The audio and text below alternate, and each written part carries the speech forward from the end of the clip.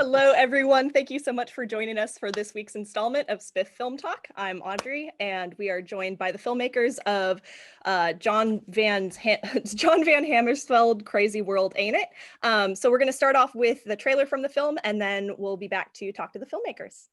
It's a funny thing. John is an enigma. For me, my parents' record collection was an art museum. A lot of those records were designed by John. Surf, rock and roll, multimedia. He saw big picture stuff, big impact on everybody.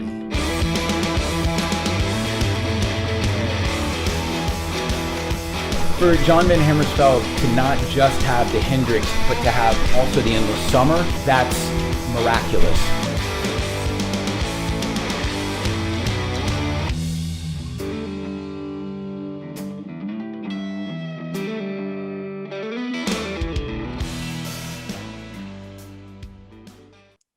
It's a great trailer. So welcome, Dave Tourjé. You are the director and producer of the film, and Christopher Sibley, director as well. Welcome, you guys. Can you start off, Dave, maybe you can start by just telling us a bit of background about how this project came about. Sure. Well, I've known John since 2002, and we've been collaborating pretty much every day since then. And it's been great to be involved with such a great artist. And, you know, years ago, maybe 2005, 2006, I started telling him, you know, hey, somebody should make a film about you. And always beware when you're the one saying that, because you may be the one that ends up doing it. So it kind of went along. And then in about 2011, we started filming my art shows and interviewing him, my other friends, many of whom are in the film. And I just had kind of a general idea that somebody should make a film about him. And so I was collecting footage and I was kind of evolving my idea, but I came to kind of a crossroads where I felt like I was going in the direction of making sort of a commercial for John. And I needed someone with more storytelling chops than I was able to sort of execute, because I was too involved. I was too I talked to him every day about art shows we're doing, images we're creating, graphics, whatever. So then I asked my studio manager to find somebody. And I actually don't know how that happened, Christopher, but next thing you know, Christopher and Andrew Wick arrive, and they were perfect. They added a storytelling element that was aside from John Van Hamersveld's story. It was more universal about the, encouragement and struggles of an artist, which they sandwiched that over John's story. And, then they took it to a certain point, and then we ended up with about a 5-minute film. Then it sat for a while, and then basically maybe a year later, I wanted to expand it a little bit, but unfortunately, Chris had moved to Texas, and Andrew was very busy. So I was left kind of to my own advices and their advice. And so we extended it another maybe 5 or 6 minutes. That's the short story. I want to have Christopher talk, but that's the basic timeline over probably a good 7 years total. Wow. Yeah, I will just say thank you so much, Dave, for finding me and for including me in this project. And I want to apologize to everyone ahead of time. I'm actually currently on the road, tuning in from my van, doing a documentary on the road. So hence the small quarters and odd lighting. I apologize. When Dave approached me about this project, I was immediately fascinated by John as a historical figure in art. He's everywhere. He's all over the spectrum, from surf to rock to music. I grew up seeing his images and they're beyond me as well. And for my co-writer and business partner, Andrew Van Wyk as well, he was, immediately fascinated as well. And we were kind of figuring out, what is the story in this? How do we broaden this out and use John's life and story as the backbone for this other idea? And this is kind of just touching on and echoing what Dave was mentioning, this idea of what does it mean to be an artist and not give up on your art? And utilizing that question as our theme, our thematic question, and then using his life to expand upon it into the digital age, and where we live in a world where anyone is a creator and has the power of the phone at their fingertips, and they're constantly bombarded by images, but also able to create them.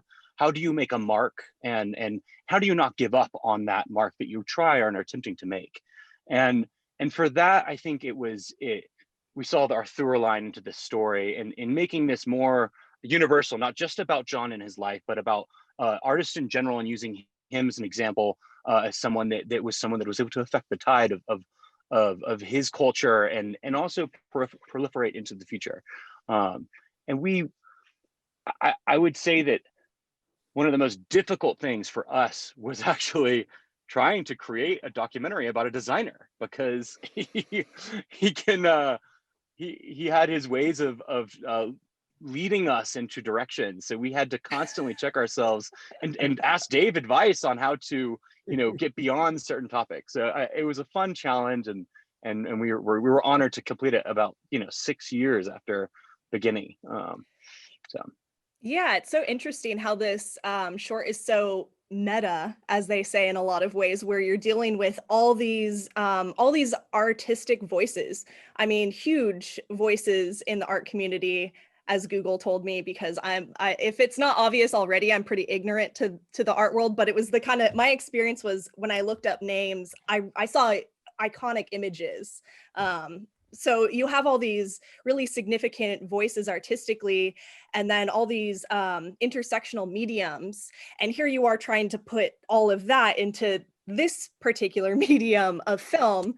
I would imagine there was probably quite a bit of grief in the edit, I would assume. Can you both maybe tell us a bit about that task? Because I feel like, visually, if I think of how to represent this film, it's just like chaos in a way, with all those sections being compressed into one short film, no less, not even a feature, a short project. So can you tell us a bit about this crazy task that you took on? Well, John has a very esoteric way about him. He's been a professor at Cal Arts, as Chris points out, he's impacted the culture. He has turned subcultures to his aesthetic direction. And John will tell you he's a spatial thinker. He's not a linear thinker. So, I mean, like I said, I've been creating with him every day since 2002. I still have projects with him to this day, all the time. And I've learned that he's thinking on many tracks at the same time. I would consider him a true genius in his way. Not just because the images are colorful and precise and designed. It's that he has found a way to compress entire sections of the culture and squeeze them down with his wide spatial approach. He gathers it in and then he compresses it down, and he finds the one image that reflects it. Hence the longevity of something like The Endless Summer, the Rolling Stones' Exile on Main Street. So the challenge for me, I'm sort of like that also, just kind of spatial thinker. I'm basically a artist and a musician, but I do have design sort of chops as well. So it was very arduous for me to bring it all together and contribute to it in a meaningful way. And as far as like the edit, being a musician and having spent many hours and thousands of hours in studios, I'm sort of cursed with the fact that I hear everything too. So I'm seeing the edit and I'm hearing things. So for me, it was a double problem of visual editing to get this extremely broad concept that John is emitting. And then the musical and audio connection to it. So I would say, in short, that was my problem and my problem to resolve. And Chris and Drew were extremely helpful to me because they make films. And that's their job. That's not my job. That's their job. So anyway, it was great interaction because I thought I was jumping off of a cliff with some of the stuff I was dealing with. And it was, oh, no, that's, this is how it goes, and it's like, okay. So I just think for me, it was very arduous in a way, but I never let go of the precision I was going for from my side of it. Yeah, and just to again add upon that, two things really for me. One, it was extremely highly collaborative. We had a team of people that were utterly dedicated. We had some amazing writers. We had myself and Dave both kind of like sifting through and trying to structure some of these stories. Andrew also contributing largely to that. We had an editor, Adam, that came in as well and provided a lot of chops. And together, we all kind of had to bring a ton of interviews. We had, I think, 3 transcribers for, 100-ish hours of interviews or more, and trying to compress this into, 7 minutes or 10 minutes or 5 minutes. And so that was a big thing. And then the second point that I'll add is, as a West Texan originally, from the desert of West Texas, I like to depict stories visually through the visceral elements that I grew up upon, through the harsh desert landscapes, through the lush forest greenery, or through the oceanic wet environment of the West Coast. And that was a big component for me, is how do we incorporate and thematically show John visually without just having a talking head or without just showing his images? What element does he represent? And obviously it was water because of the surf culture. And I remember there was one day where I asked Dave if I could rent an underwater rig and go out into the ocean and take it for a spin. And he was like, Chris, are you sure you want to do this? I'm like, I really want to give it a try. I haven't done underwater shooting in a while. And I almost lost the camera that day. But then later we had some major breakthroughs and ended up cutting a lot of fat in other places because we realized, oh, cool. We have this visual representation of this person, and we're able to then utilize, it allowed us to skip over these humps, these barriers we were facing in trying to connect these disparate thoughts and interviews. Yeah, is that with the waves that we see early on, that's so fascinating. And I love that kind of the solution to fitting in all these elements is centering around an aesthetic, that's how you were able to make it work. I love that. Well, this started in my mind as a feature film, 90 minutes. That's what I thought it should be. And it probably could be, but in the end, we were just cramming this, aesthetic information, both musically and visually, into shape, and it became, what it was, 11 minutes. But for instance, Chris doing the water shots, you can talk 2 minutes about your experience in surfing, okay? Or we could interview him and have a bunch of talking, or you just see the slow motion wave. So I know I grew a lot in terms of saying things conceptually with images to, as Chris says, trim the fat on the more mechanical communications. And I think that's what we did. I think, there are no holes in this film that, at least maybe it's just me, but we don't have it. There's nothing in there that isn't working, because we removed, and we probably removed a lot more than we used. You see what I mean? Yeah. But the storytelling that Chris and Drew brought, we were able to have a story to then conceptualize on, with something that meant the item without talking about it for 5 minutes. So that's one of the things that I get from like I remember the whole water shot thing, and I think I asked him if he knew how to swim because I was worried. But you know, it's like you end up with these incredible shots, you know, and it's like you don't need words for that sort of thing. So. Well, and I wanna even push that another step farther and say that when Andrew and I thought we were done with the film, Dave came in and just did this insane sound mix. And Dave's the sound guy. I will not take any credit for the sound mix. I will take some credit for some of the musical choices in the beginning, but when it came to the mix, Dave took the imagery and brought in this sound. The name of the sound composer or the sound mixer at the end, Dave, that we worked with. Ross Leitner. Yes. Ross Leitner, yeah. And it sounded loud. This mix sounded utterly loud, but then it's really started to work because the chaos of some of that music actually contributes to a lot of what John van Hamersveld was about. Yeah. Yeah, and on that point, you know, I guess I sort of naively waded into that world. The simplicity for me is I'm equal parts musician and visual artist in my world. Okay. So the whole standard version of when the interviewee speaks, you drop the volume. I didn't want that.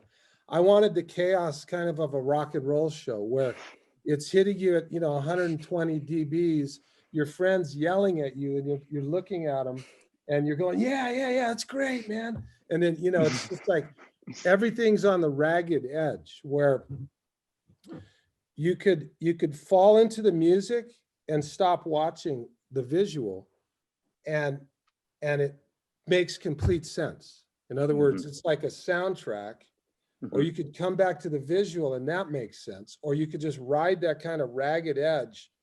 And to me, it made total sense, but that's not a filmmaking rule, I found out. And in fact, there have been film festivals that remixed our film before they screened it because they said it was wrong.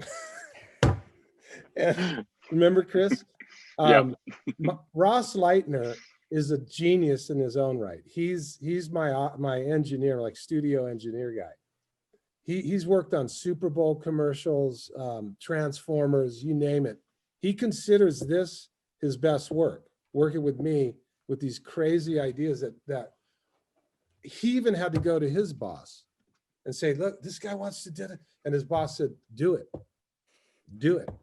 And so we all pushed each other to get here. There's no way I could have done what I did without Chris, Drew, Ross, James, one of the other editors, Adam. So this whole collaborative thing was chaotic, necessary. And the fact that we don't have a 2-hour film and that it's 11 minutes, I have no idea how that happened. But in the end, you know, being a gallery artist and so forth, I have a good idea when I do something that's good. You know, I mean, I do a lot of things that are not good, but I do know when I do something that's as good as I can get. And this film is holding up like that. It's as good as I think I can contribute to it. And anyway, so that was funny. The music visual interplay.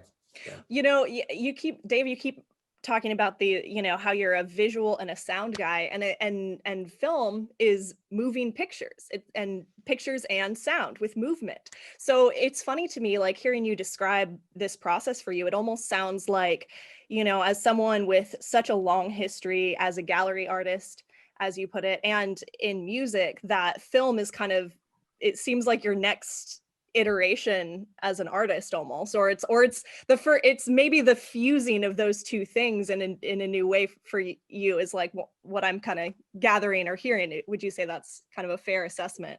It's totally true, but the funny thing is I don't really want to do that, but that's where that's the inevitability now, because I learned so much in the studio and with Chris and everybody involved that I can't just walk away from what I know now.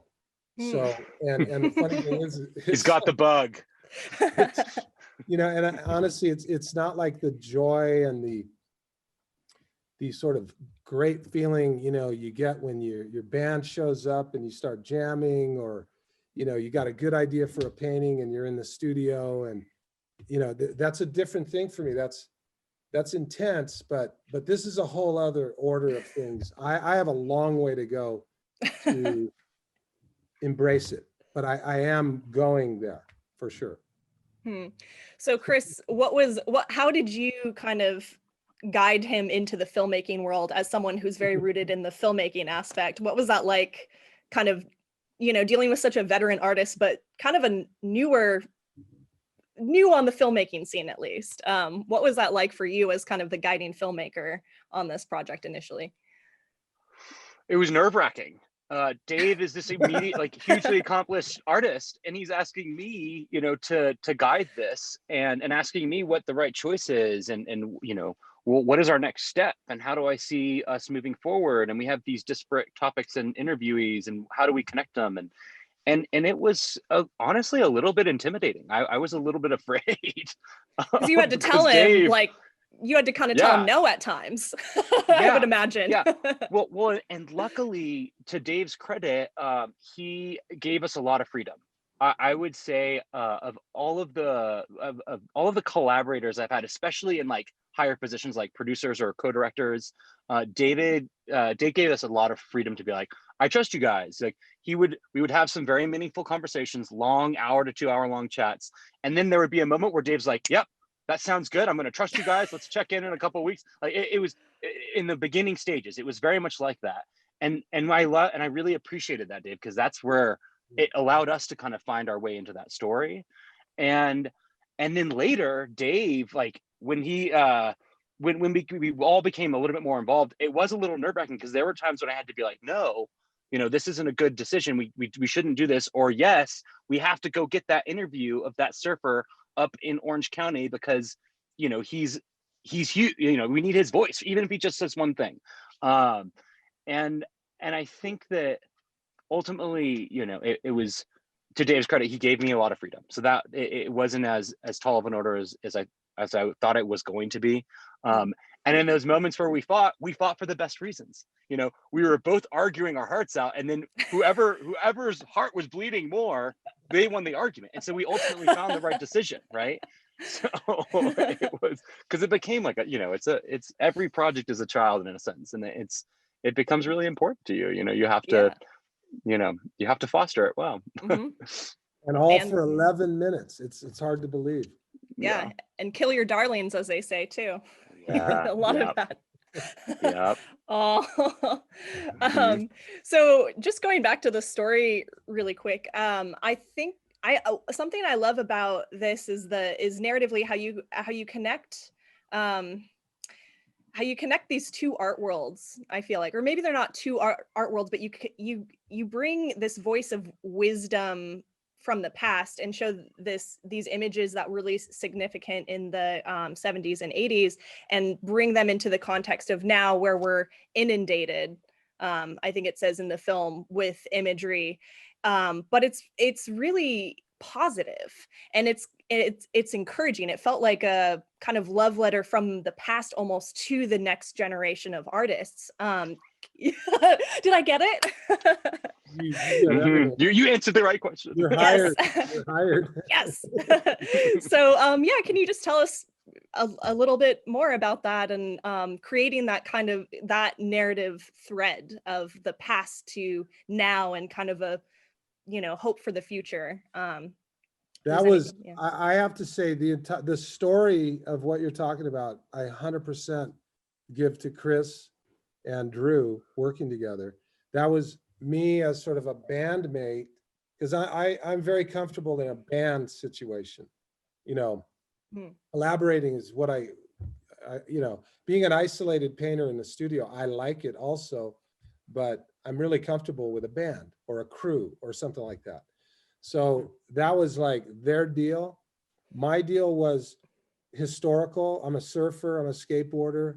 I know where the bodies are, so to speak. I know the things that have to be said. historically. So I had that kind of end of it. But Chris, over to you on the whole, how they did that, I don't even know. It's like a weave, somehow we pulled off, but they had the story front to back on that. Yeah, I'll just briefly touch on it. Because you kind of nailed it, Audrey, already. It basically, when we set out to do this, and a lot of people say don't start writing a script unless you know the end or the title, right? There's always that saying of, there's a time and place to know how you're going to end it. And I think it was relatively early on that we knew we wanted to tell a positive. We wanted to tell a message of hope. We wanted to give artists hope, to show John as an example, and explore some of his experiences and how he impacted people. But ultimately, we wanted to inspire and give people hope that are artists that struggle every day. I have so many friends that are in the art world and or are creative artists in some respective way, shape, or form of the word, that deal with failure. And everyone does, and especially in the film world. It's so much failure before maybe you get a little bit of success, right? But we wanted to tell a story that was a love letter to those people, that was this message of hope for artists and to give them encouragement. Yeah.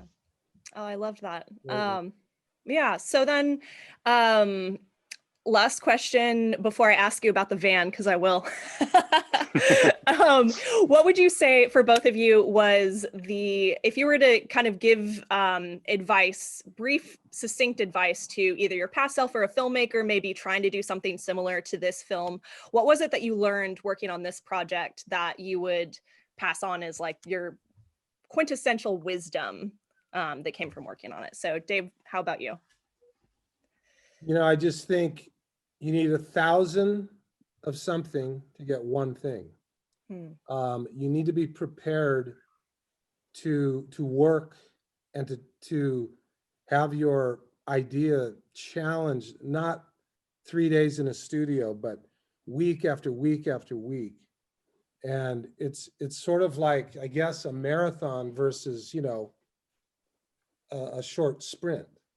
And that's a difficult thing to begin something. You just want to make a nice film, but suddenly you're like in a swamp up to your neck, with, monsters flying at you and whatever. I mean, you got a long way to get out of that thing. And, you come up with a rough cut, and you look at it, you just go, we have a ways to go. And so, I mean, what I learned from the whole experience is it's a lot of work, but the result is extremely gratifying when you pull it off. John himself, before I ever got into this, told me, we were talking about film years ago, and he said, he was talking about film. He says, film has the longest shelf life. And that kind of went ding, like, wow. Because that's what you want as an artist. You want something that has shelf life. It doesn't get old. It doesn't become jaded and dated. It's like, so anyway, the advice I learned, or the experience, was stay with it. It costs money to get where we got, lots of money.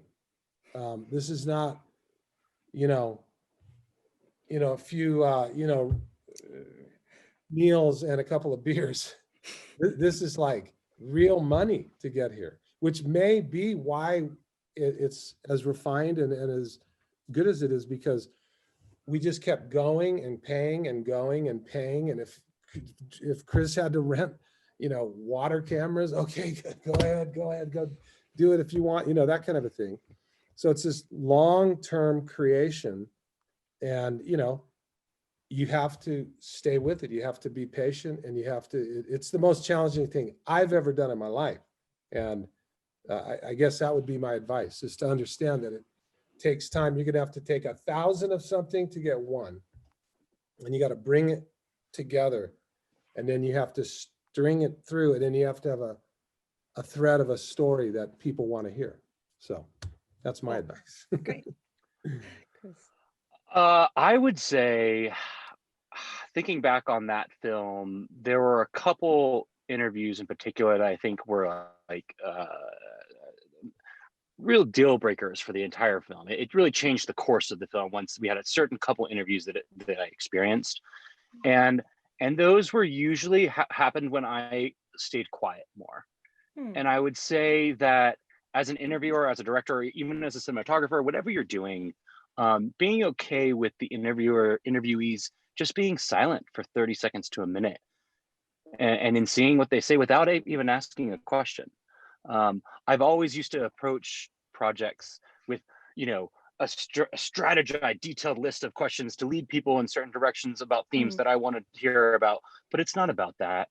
It certainly you want to try to cover the topics about that you're interested in, but sometimes you get more meaningful stories when you just simply just sit back and listen and are okay with that silence. And it may feel uncomfortable. It certainly did for me. It took me a long time to practice that, to just let them sit there and wait till they say something. And I found that the most beautiful lines of dialogue or moments with the interviewees and the subjects of the film were when we were just very quiet on set. That's great. Oh, I love that question. I always get such different great answers. Ooh, I just kicked a cord here, but we're good. So, okay. So the van, just because we were kind of nerding out about vans earlier, and Chris, you're in this lovely one that you're rebuilding. Just quickly, just what van is that? Tell us about this, how the nomad artist lifestyle is going for you, and then we'll call it a day. But just inform folks that, like myself, that one day hope to get a van to travel around with, what you've been doing. And yeah. So it all started with a recent indie film that I went and produced up in Wyoming. A friend asked me to show up and help him produce it, and so I was like, okay, this is a perfect excuse. I've been wanting to rent a van, so I rented a native camper van that was a Ram ProMaster 139 wheelbase, 2500, and we just went for like 2 months, my partner and I, and had just the best time. And so fast forward to today, we went and found a used Ram ProMaster. It's 159-inch wheelbase. It's a wonderful vehicle. We are in the process of completely revamping it. We just put in our flooring, our windows, our roof rack. It's an attempt for me, the nomad lifestyle of having like kind of an office living space in the time of COVID when you can't travel by plane. But also I'm fascinated with these nomadic artists that are traveling, and what that story is about, and why are people doing this, and what there is a story there, I think. And so we're kind of traveling and doing interviews along the way. So I will have lots of updates for that. And if you want to find the van, I can share that info. But yeah, we can talk about that another time. Yeah. And then Dave, you bought the same van, right? I did. Yeah. I just closed. I was stunned when he said what he said. I bought the identical van. Chris lives in Texas. I was looking around Los Angeles. They're super expensive, and you can't even find them. They're all pre-sold. So I just kind of was like, okay, well, I'm not going to do that. I started looking around the internet. I find the world's largest motorhome dealer in some small town outside of Fort Worth. Call him. He has one discounted like massively. And I'm sitting there going, do you know how much they are in Los Angeles? I'm thinking that. And then once I tied the thing up with $1,000, I said, do you know how much those are in LA? He says, well, I know they're expensive. And I said, they're really expensive. Why do you sell them for that price? And he says, we move 200 units a week. Or no, sorry, a month. He says, why not? And I said, okay, good, I'll take it, But yeah, it's exactly what Chris says. It's a Dodge ProMaster 3500.